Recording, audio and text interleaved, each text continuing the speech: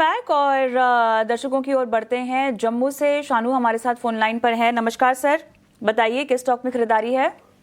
Good morning ma'am. हाय।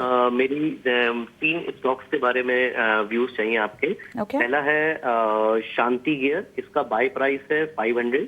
300 की quantity हमारे पास है इसकी, और हॉराइजन है मेरा 3 to 6 मंथ्स का।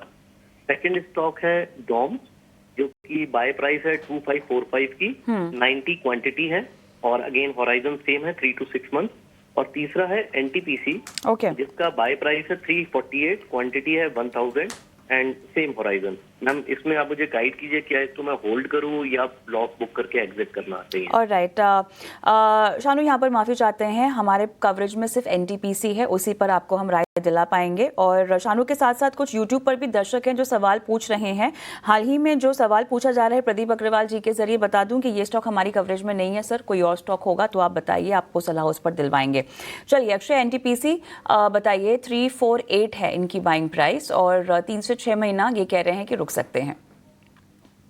जी देखिए, 3 से 6 महीने का टाइम है तो एक न्यूट्रल प्राइस स्ट्रक्चर है। रेंज के दायरे में सीमित रहेगा एनटीपीसी, ये मेरा मानना है। 300 का lower end of the band और शायद 375 अपर एंड ऑफ द बैंड, ये रेंज एनटीपीसी में बनता हुआ दिख रहा है। तो ज्यादा कुछ तेजी की उम्मीद आप 3 से 6 महीने में ना करें मेरे हिसाब से। अगर आप स्विच करने के लिए अगर ओपन है तो टाटा पावर, जो पावर क्षेत्र में है, इसका सेटअप बहुत बढ़िया है। यहाँ पे आप 3 से 6 महीने का टाइम फ्रेम देंगे तो 460 तक टारगेट की उम्मीद कर सकते हैं।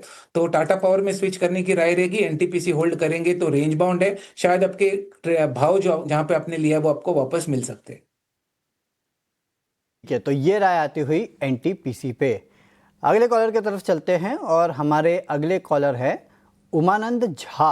झा साहब, गुड मॉर्निंग। सर कहाँ से बोल रहे हैं सर आप? सर मैं नोएडा से बोल रहा हूँ।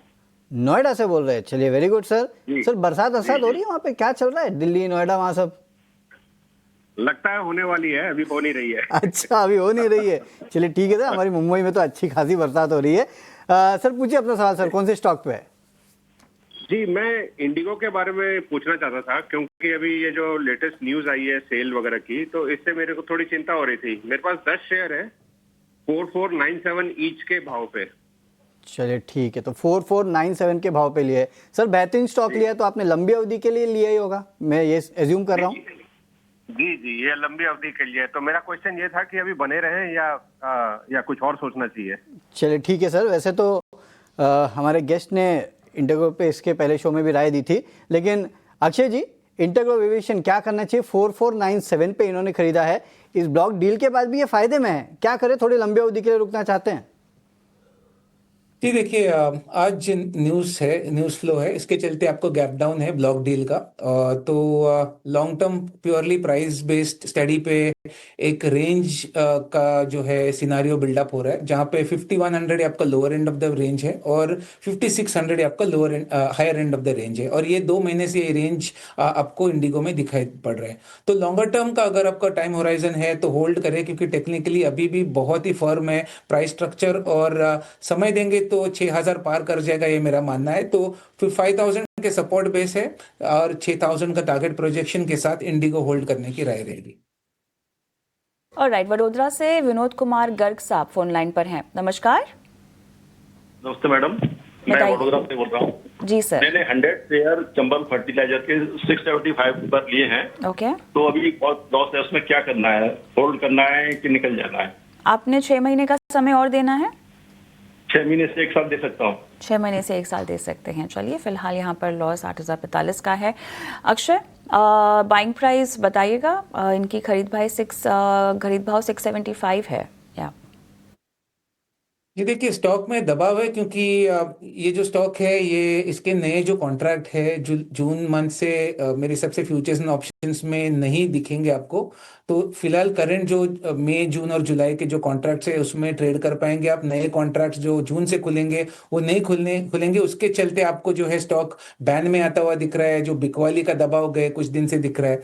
तो ये स्थिति है चंबल फर्टिलाइजर्स की। तो जो एक्शन चल रहा है उसके चलते थोड़ी वीकनेस है। बाकी आपका अगर कैश में होल्डिंग है तो मुझे नहीं लगता कोई आपको लॉन्ग टर्म के हिसाब से इसमें कोई चिंता या चिंता वाली संकेत दिख पा रही है तो होल्ड करें। कहीं ना कहीं 550 का एक सपोर्ट बेस है, जिस तरीके का सेलिंग है उसके बाद समय लग जाएगा रिकवरी में, but longer term time horizon से वापस 700 के लेवल छू सकता है चंबल फर्टिलाइजर, ये फिलहाल उसका प्रोजेक्शन है।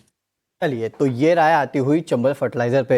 लेकिन इंटरेस्टिंग है कविता, आजकल इतने सारे स्टॉक्स एफएनओ में आ रहे हैं, बाहर जा रहे हैं, और ऑलमोस्ट हर सीरीज में अगर आप देखेंगे तो 5-6 स्टॉक आपको आते जाते कुछ दिखेंगे। एक्सक्लूजन और इंक्लूजन चलता ही रहता है। हाँ, बिल्कुल तो सही कह रहे हैं। याद नहीं जी। रहते आजकल ये स्टॉक्स की कौन से बाहर आने वाले, इसीलिए हमें लिस्ट खोल के रखनी पड़ती है कौन से जाने वाले। तो अक्षय जी का तो सबसे पहले तो आई मीन ग्रेट कि आपको याद है कि चंबल फर्टिलाइजर जो है वो बाहर जाने वाला है एफएनओ से। लेकिन चले